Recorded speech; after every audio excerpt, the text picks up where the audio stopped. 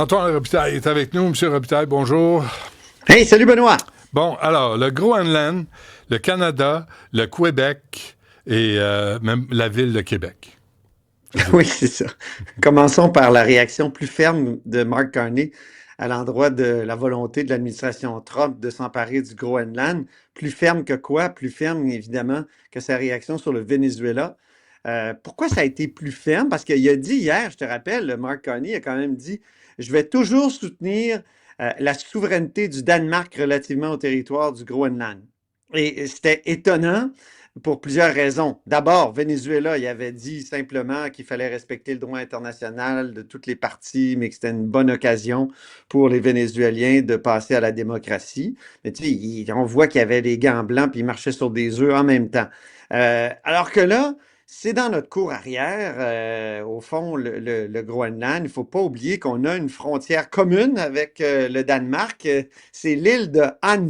Je ne sais pas si tu te Ah, je souviens. savais pas. Des, c'est fascinant. Quand tu googles ça, là, l'île de Hans, puis il y a tellement d'histoires. Écoute, c'est une roche au milieu de l'océan Arctique.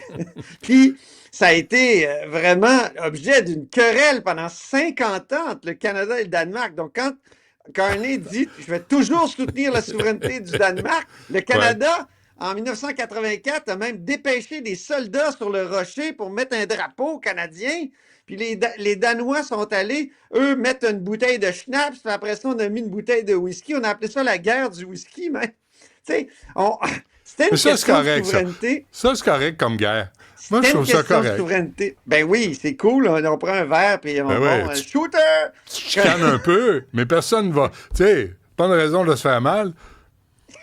Exact. Mais on riait beaucoup de cette guerre mais il y avait une vraie question de souveraineté territoriale en dessous de ça. Et donc, c'est une vieille question, la souveraineté territoriale en Arctique.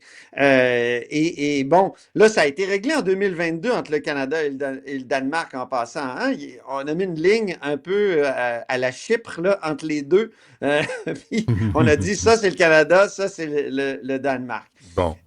Donc, ce qui fait d'ailleurs, Benoît, que théoriquement, le Canada pourrait faire une demande d'adhésion à l'Union européenne. Hein? Parce qu'il y a une Savais-tu frontière ça? commune. Parce qu'il y a une frontière. Parce que, indéniablement, il y a une frontière. Bon, ça ne fait pas partie de l'Europe, mais justement, Donald Trump, lui, il veut chasser de l'hémisphère, là, je suis retourné voir d'ailleurs sa stratégie de novembre 2025, ça fait quelques mois, la stratégie de sécurité des États-Unis, et il dit la doctrine Monroe, on va l'adapter à notre époque avec un addendum de Trump. Il faut que toutes les influences étrangères quittent cet hémisphère. Donc, c'est une des raisons pour lesquelles il réclame le Groenland. Hein, et qui va l'avoir. Bon, il va-tu l'acheter? Il va-tu l'occuper? On ne sait pas trop, là. Mais il insiste là-dessus. Puis c'est pour ça que ça fait capoter, je trouve, le Canada. Je lisais Bob Ray ce matin dans le Globe and Mail là, qui dit que c'est une question qui est rendue existentielle. Existentielle parce que le Canada, oui, est en Amérique du Nord, mais en même temps, tu sais, sa première constitution s'intitulait comment, mon cher Benoît? L'acte de l'Amérique du Nord britannique. Donc, on a toujours un pied, on a encore un souverain qui est européen, hein? C'est Oui, c'est Fripouille Fripouille. premier. Oui, Bon. mais excuse-moi, mais moi, je me sens zéro européen. Je me sens Ah, moi, je me américain. sens plus européen que bien des Ah, Américains. jamais. Ah, À bien pas en des tout. égards, Ah, zéro. notre attachement aux services publics, plus de Ben sociaux-démocrates, voyons, ça c'est bien plus comme l'Europe. notre réalité géographique, on fait partie du New England. On est à côté de New York, Vermont. C'est ça ma réalité. Je suis pas à côté de On Montpellier, est, moi, Sagramouille, on est ni de plus, Madrid. ben, Montpelier, Vermont, peut-être. Montpelier, Vermont. That's right. Mais moi, C'est ça. j'ai très peu de fibres européennes, sincèrement. Ben, mais quand on questionne les Québécois sur leurs préférences, surtout les Québécois, sur certaines de leurs préférences, Mais c'est ben, pas ils moi sont qui prime. C'est pas moi qui moins domine. strictement américains que toi, Benoît. Ah Non, bon. c'est pas toi qui prime. Non. Non, d'accord. Sauf à ce micro où moi, je Où suis ça a tellement ton peu humble d'importance. chroniqueur. Oui, oui, Hein? c'est ça. Mais, Et je tiens à te dire ouais. qu'en 2011, Mhm. Jean Charest et Stephen Harper, il avait averti que c'était un enjeu important, la souveraineté en Arctique. Ça fait, tu sais, à cette époque-là, déjà, les États-Unis se promenaient avec des sous-marins nucléaires dans le passage du Nord-Ouest. On sait que c'est pour ça que ça devient aussi important, C'est vrai. le Nord, parce que ça va dégeler. Puis Ouais. ça va devenir. Écoute, Jean Charest, à l'époque, il avait prononcé une conférence en Angleterre, puis il avait dit que c'était le nouveau canal de Panama. C'est comme ça qu'il avait dit ça, qu'il avait présenté les choses. Puis c'est pour ça que ça prenait un plan Nord.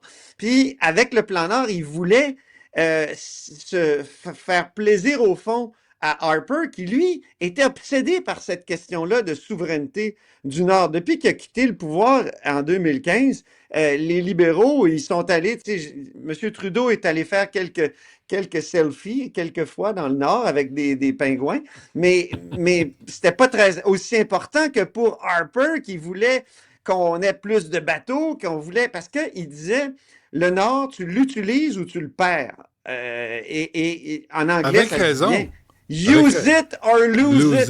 it. Ouais, Et, c'est ça. et on ne l'a pas utilisé tellement. On s'est pointé là une fois par année depuis 2015. Puis les libéraux aussi disaient que la souveraineté, c'était moins important à notre époque post-nationale. Ah oui, ça a l'air brillant comme discours aujourd'hui, ça, hein? En tout cas, je veux dire. Critique Alors, pas Justin Trudeau. Critique pas, là, t'es juste langue sale. Justin, on l'invite ouais. à manger Mais des ailes, puis on l'invite c'est une autre, à Infoman, puis c'est un, tu sais, il est sympathique, puis on l'invite à tout le monde en parle, mais il faut pas lui parler de ses contradictions, puis toute la chenoute dans laquelle il nous a mis.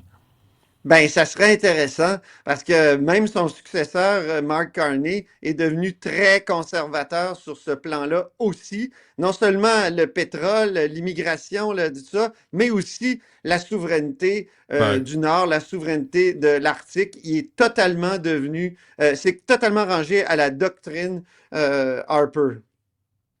Bon, alors on verra ce qui arrive avec ça, là, avec le Groenland. Mais moi, je pense pas qu'il y ait un coup d'État. Je pense pas que l'armée américaine va débarquer. Ils sont déjà sur place. Ils vont s'infiltrer. Ils vont s'installer. Ils vont donner des bonbons et des cadeaux. Puis ça va être à eux autres. C'est pas bien, bien compliqué comme façon de faire, hein. Puis nous, on va avoir un consulat là-bas, mais nous, le Dominion, j'ai l'impression qu'on va devenir une sorte de protectorat des États-Unis si ça continue. Mhm. Un peu comme une sorte de Puerto Rico du Nord. À Puerto Rico. Et Charles Milliard là-dedans, là, est-ce qu'il va venir sauver le Québec, tu penses? En tout cas, il y a 200 jeunes qui trouvent que c'est un sauveur pour le Parti libéral du Québec. C'est un gage de renouveau. Et c'est important, les jeunes au Parti libéral du Québec, comme tu le sais, depuis les années 70, où on voyait tous les jeunes aller vers le PQ, le Parti libéral, puis Robert Bourassa a dit, il faut faire quelque chose pour leur donner plus d'importance. Alors, depuis ce temps-là, dans les statuts, ils ont toujours un tiers des voix, un tiers des... Et dans les campagnes à la direction, c'est aussi vrai. Tu as 3000 voix par 3000 points par circonscription, puis les jeunes, ils valent 1000 points. Donc, mettons, un jeune là, dans le comté d'Ungava, là, ça vaut cher dans Mhm. la course à la direction. Donc, l'appui des jeunes, c'est très important. Là, Est-ce qu'on plusieurs l'entend, personnes. cet appui-là, Antoine? Parce que là, là c'est André Pratt qui prend la parole, puis ça va être les frères Johnson et Johnson, puis ça va être, tu sais, c'est toujours la même vieille gang de Jean Charest là, qui essaye de garder le contrôle sur le Parti libéral. Puis il ne semble pas aimer Charles Milliard, hein. Ben non, En tout ça n'a cas, pas il l'air. cherche toujours quelqu'un d'autre. C'est une très bonne question. Et, bon, il y a des appuis qui commencent au caucus à se manifester. Il y a Virginie Dufour. On peut écouter un extrait de ce qu'elle a publié sur X hier. Enfin, une bonne nouvelle en 2026, Charles Millard se lance à la course à la chefferie. Vous savez, je l'avais appuyé lors de la dernière course et je pense toujours qu'il est l'homme de la situation. Charles, c'est un homme de cœur qui représente le renouveau que le Parti libéral du Québec a Alors besoin. voilà, écoute, Mais aussi, c'est un premier appui au caucus. Elle était déjà là lors de la dernière course. Lors de la dernière course, il y avait 5 personnes au caucus qui avaient appuyé Charles Milliard. Là, tu avais Madoua Nicocadé, Andrea Morin, tous des députés peu connus, mais qui s'étaient tous rangés 5 derrière Charles Milliard. Mais Pablo Rodriguez en avait 9. Donc, il y avait plus d'appui au caucus pour Pablo Rodriguez. Est-ce que ces gens-là, qui sont très associés au Parti libéral du Canada, vont appuyer Monsieur Milliard? Je lance la question. Mais il y a Raphaël Pirot, mon collègue d'Ottawa, qui m'a envoyé ça tout à l'heure, qui m'a dit « Hey, Charles Milliard, il a fait plein de dons au Parti libéral du Canada. Alors, il pourrait faire valoir ça auprès des Michel Setlakwe, Désiré McGraw, qui est un ami des de la députés gang libéraux actuels, qui sont tous des gens qui ont la fibre du Parti libéral du Canada, peut-être avant d'avoir une fibre très Parti libéral du Québec. More Canadian than Québécois. Bon, et rapidement, le Parti conservateur, là, Éric Duhaime qui bouge. Il bouge vite, c'est l'élection de la dernière chance pour lui. Il met toute la gomme et il commence tout de suite à annoncer ses candidats. Il y en a quand même plusieurs qui ont des chances dans la région de Québec, sur la rive sud surtout. Puis là, justement, c'est en Beauce ce matin qu'on a annoncé dans Beauce Sud une reprise de la bataille des poulains. Ça va être Samuel Poulain, qui est actuellement ministre dans le gouvernement de la CAQ, ministre délégué à l'économie, et Jonathan Poulain. Jonathan Poulain, c'est un avocat originaire de Saint-Georges qui pratique le droit à Montréal dans le mouvement Desjardins. Et je te dis que M. Poulain, Jonathan, il n'a pas la langue dans sa poche. On peut écouter un extrait de sa façon de voir le Bloc québécois. Moi, je suis tanné. Les députés du Bloc à Ottawa, c'est d'une inutilité chronique. Écoutez, on a autant besoin au Québec des députés du Bloc québécois que d'une gonorrhée en croisière. Une gonorrhée en croisière. Je ne sais pas si M. Poulain parle d'expérience. Je ne sais pas, on ne sait jamais. Peut-être quand tu as vécu la chose. La question, moi, que j'y aurais posée si j'avais pu aller à la conférence de presse ce matin, c'est est-ce qu'il exige encore une investigation complète sur la pandémie? Lui, il était en 2022, c'était un candidat vraiment anti-mesures sanitaires. Et sur la gestion de l'offre, la CAQ a toujours dit, le Parti conservateur du Québec est contre la gestion de l'offre en agriculture. Eux autres, ils disent que non, mais j'aimerais avoir des clarifications. Puis c'est sûrement ce qui va venir dans les prochains mois. C'est bon. Moi, je pensais qu'il allait chercher des candidats qui sortaient de toutes ces conspirations, de ce genre de discours-là. Puis, tu sais, ils se présentent au Québec, ils attaquent le Bloc québécois. Eh boy, ils ont besoin d'aide aux communications. Ça, c'est pas aujourd'hui, hein, faut le dire. C'est quand ils voulaient devenir candidat de Poilievre et... de Poilievre, voulu... OK. Puis Poilievre... OK, c'est conservateur au Canada. Il y a un an, mais il est candidat du Parti conservateur du Québec, ça a été annoncé ce matin. Parfait. Il a été candidat en 2022, il a essayé pour Poilievre en 2025, puis ça n'a pas marché. Ils ont choisi M. Groslot à la place. OK.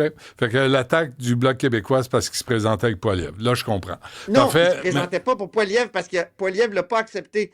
Et Poilievre, il a choisi M. Groslot à la place, mais il voulait se présenter et ça n'a pas fonctionné. D'ailleurs, il a fait parfait. Je t'expliquerai tout ça. OK. On salue M. Groslot. Parfait. Merci. Faut que je m'arrête. Le chef Groslot. Salut. Salut, M. Groslot. À demain.